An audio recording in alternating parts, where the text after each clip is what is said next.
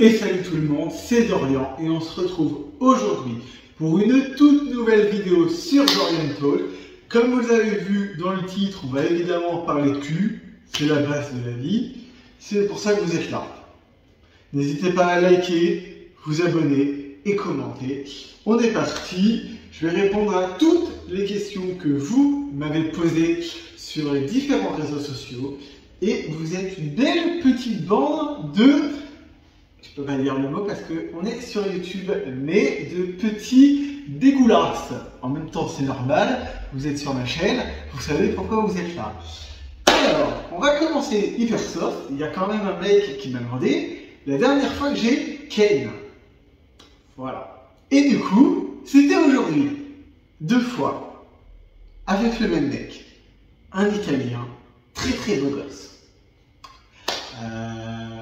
Voilà. Voilà. Pour vous en dire un peu plus, je ken plus qu'avec lui en ce moment. On n'est pas vraiment ensemble, mais j'ai pas envie d'aller ken avec d'autres mecs. Voilà. J'ai rien d'autre à dire. Vous avez vu la magnificence de ce nouveau décor avec des petits détails. Voilà. Non, ouais, ça fait une semaine en gros que je couche plus qu'avec ce gars-là. Un peu plus même. Voilà, je couche plus qu'avec ce gars-là pour l'instant, c'est très bien. On n'est pas vraiment ensemble, mais flemme d'aller sur les applis. Un Grindr, c'est quand même l'enfer pour certains trucs. Même si je crache pas dans la soupe parce que ça reste pratique. Là, j'ai quelqu'un qui est pas très loin de chez moi, avec qui ça se passe super bien au lit, donc pour l'instant, ça me convient. Donc dernière fois que j'ai ken, en vrai, 2 fois aujourd'hui, et la dernière fois c'était il y a genre moins de 2 heures. Ouais. Voilà.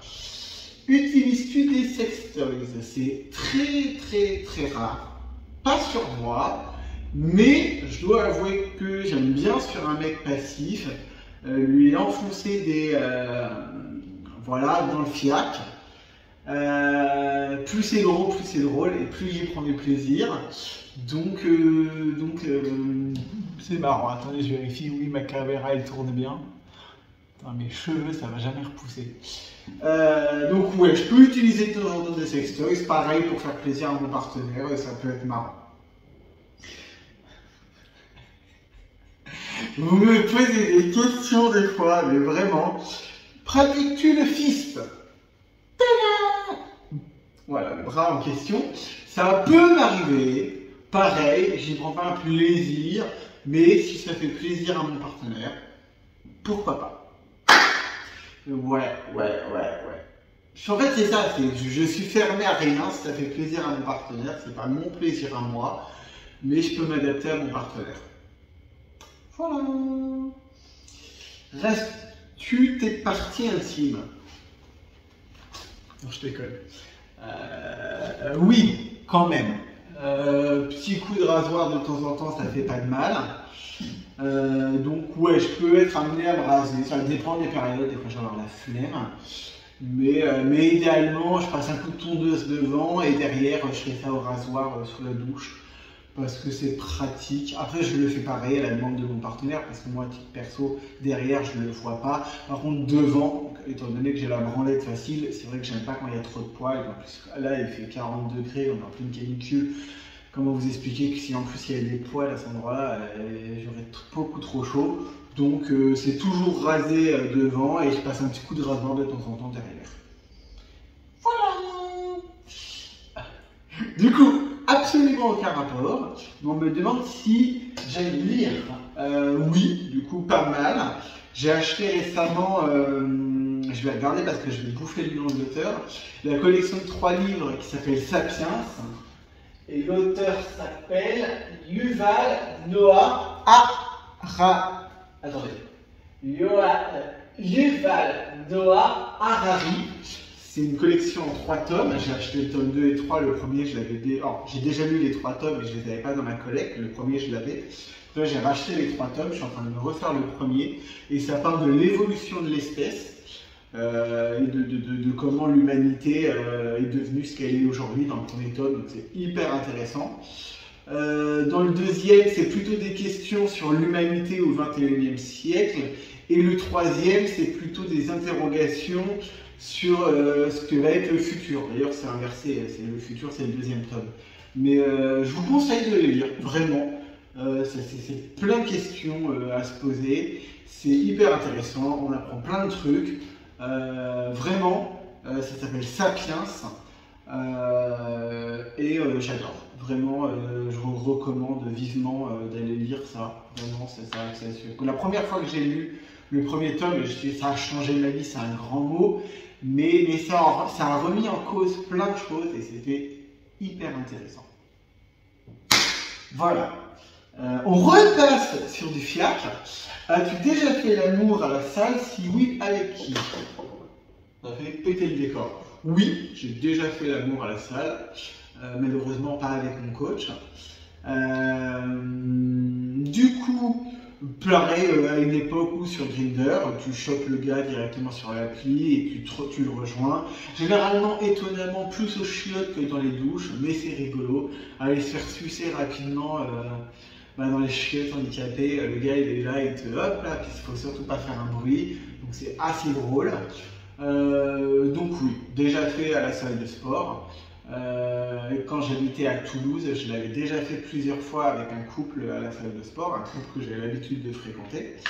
Et ça avait choqué la nana de l'accueil avec qui j'étais pote quand je lui avais dit que j'avais Ken avec mes deux potes qui étaient en couple dans sa salle de sport. Et elle était outrée, mais morte de rire.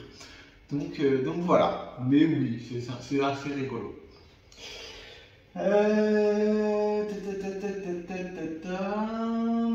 Est-ce que tu es déjà resté une semaine sans faire l'amour? Oui. Alors déjà, bon, le terme faire l'amour, mais c'est parce que on est sur YouTube, donc il faut faire gaffe.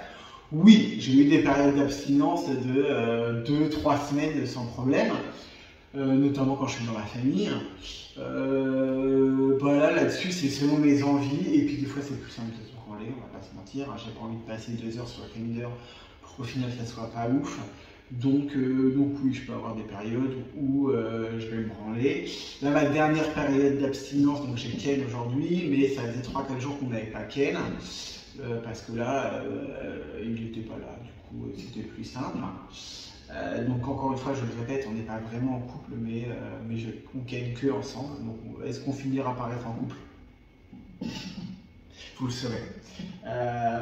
Mais moi-même, je ne le sais pas aujourd'hui, donc je ne peux pas vous dire. Voilà. Combien de fois t'es-tu masturbé en une journée? En moyenne, je suis à 6-7. Ouais, d'autant plus maintenant que je travaille à la maison, je pense qu'on est facilement en moyenne à 6-7 par jour. Ouais, sur une journée lambda avec la muscu, un peu de boulot et tout, ouais, 6-7, 7-8, ça peut le faire.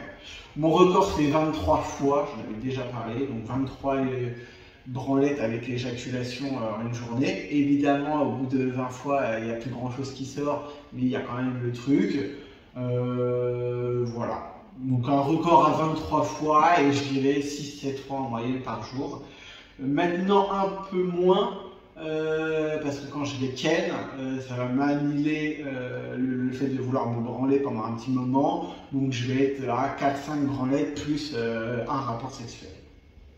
Voilà, dites-moi vous en commentaire votre record de masturbation et combien de fois en moyenne vous masturbez ou combien de fois vous avez des rapports. La moyenne, j'ai lu ça il n'y a pas longtemps, la moyenne en France c'est 8,8 rapports sexuels par mois, ce qui fait un peu plus de 2 par semaine. Donc dites-moi un peu ce que vous pensez. Je pense que je suis au-dessus, même en rapport. Hein, là sur la dernière semaine, ouais, je suis à 6 sur cette semaine, alors que la moyenne nationale c'est 8,8 par mois. Et là moi cette semaine je suis à 6, donc toujours avec le même gars, mais 6 rapports sur la semaine, quoi. Voilà, dites-moi vous dans les commentaires combien en moyenne vous avez de rapports par semaine ou par mois, c'est le plus simple à calculer. Alors, ah oui, alors là on rechange de sujet, c'est du coup beaucoup plus soft. As-tu déjà été amoureux? Oui, une seule fois. J'en avais déjà parlé, on s'est vu une première fois, on a couché ensemble, c'était sympa, donc du coup je l'ai harcelé entre guillemets pour qu'on puisse recoucher ensemble.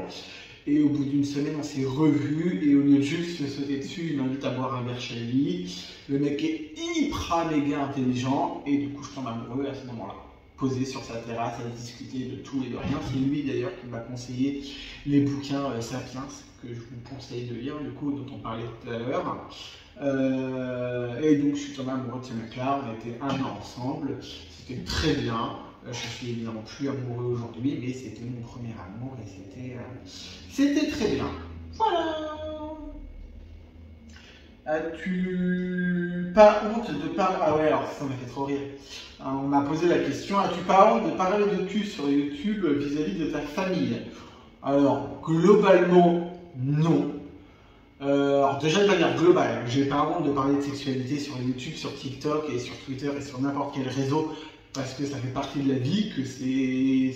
Alors ce qui me passionne, c'est un grand mot, mais j'aime parler de ça et que c'est important d'ouvrir la parole sur la sexualité homosexuelle parce que c'est pas quelque chose qui est extrêmement répandu et que moi effectivement quand j'étais plus jeune j'aurais aimé pouvoir avoir un gars à regarder qui puisse parler de sexualité sans tabou et qui puisse m'expliquer que à partir du moment où tout le monde est consentant en fait il n'y a pas d'interdit et que en fait on peut juste kiffer et que ouais, c'est quelle que soit la sexualité que tu décides d'avoir, ou les envies, ou les fantasmes que tu peux avoir, rien n'est interdit dans le cadre légal de la loi, à partir du moment où tu te fais plaisir et que ça fait plaisir à ton partenaire. En fait, c'est mon job et ma petite mission à ma petite échelle, et j'espère que ça peut en aider certains, c'est de la déculpabilisation. C'est vraiment le côté, ouais, c'est pas grave, vraiment. Tu es homosexuel, ben ouais, c'est pas grave. Il y a plein de gens qui sont homosexuels et qui sont très heureux, qui sont mariés, qui ont des enfants. Donc en fait, tu peux avoir le même style de vie que tout le monde et ce qui est la pseudo-norme dans l'absolu, en tout cas le schéma de la famille habituelle, c'est possible aussi tout en ayant 2 hommes ou 2 femmes. C'est possible donc d'avoir ton mari, tes gosses, ton chien et ton pavillon en banlieue si c'est ça qui te fait kiffer, c'est possible. Mais tu peux aussi, tu as aussi le droit à, si ton délire ça va être le trouble, c'est aussi possible. En fait, tout est possible, donc tu te rends heureux et que tu rends ton partenaire ou tes partenaires heureux.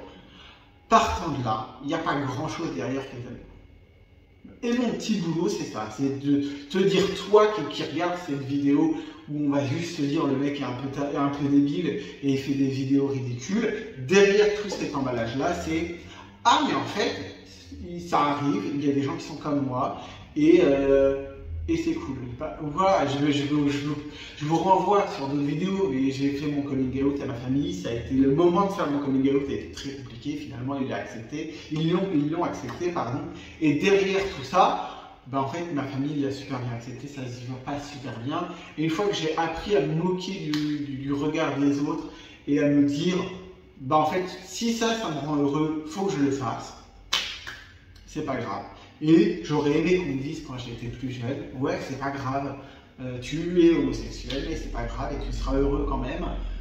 Ça a été un long chemin, hein. J'ai été dépressif, j'ai fait une grosse année de psychothérapie, donc le chemin a été long à faire. Mais si par les conneries que je poste, une personne ou deux ont pu se dire, ah mais en fait, c'est normal, j'ai le droit d'être homosexuel et c'est pas grave, et je serais heureux comme ça, et ben, si ça peut aider ne serait-ce qu'une personne, ben c'est cool. Quel que soit l'âge, parce que moi je parle de ça quand j'étais ado, mais ben, je dis, il y a des gens qui me regardent et qui ont 20, 30, 40, 50, 60, 70 ans, et oui, même à n'importe quel âge que vous avez le droit au bonheur, et faites ce qu'il faut pour aller chercher ce bonheur-là. C'est très con à dire, et ça peut paraître... je ne sais pas le mot, encore une fois, mais c'est la clé. Faites ce qui vous rend heureux et allez chercher ce qui vous rend heureux. Les autres, on s'en fout et c'est pas important. L'important, c'est vous et votre bonheur à vous. les autres ils s'adaptent. Voilà. Très classe, j'en ai perdu ma voix. Dernière question, t'es plutôt domi ou soumis? Ça dépend. Ça dépend beaucoup de mon partenaire. Encore une fois, je peux faire les deux. Donc ça dépend de mon partenaire. C'est comme actif-passif. Techniquement, je peux faire les deux. Même si ces dernières semaines, ces derniers mois, je pense que je suis plus dans une période de passivité. Mais je peux très bien être très demi ou très soumis. Je m'adapte au plaisir de mon partenaire et je prends plaisir par plaisir de mon partenaire. Voilà. La vidéo est terminée. N'hésitez pas à me dire ce que vous avez pensé de tout ça. Je vous invite à liker, vous abonner et commenter. C'est hyper important pour moi. Ça soutient la chaîne et ça me soutient moi. J'ai besoin. L'objectif, on va être très clair, hein, c'est d'aller choper 1000 abonnés sur YouTube pour espérer un jour être rémunéré par YouTube. Donc voilà, n'hésitez pas à vous abonner. Je vous fais plein de bisous. Je vous dis à bientôt. Et on se retrouve bientôt du coup, parce que si je vous dis à bientôt, c'est qu'on se retrouve bientôt pour une nouvelle vidéo. Je vous fais des bisous et faites attention à vous surtout, c'est le plus important. Soyez heureux.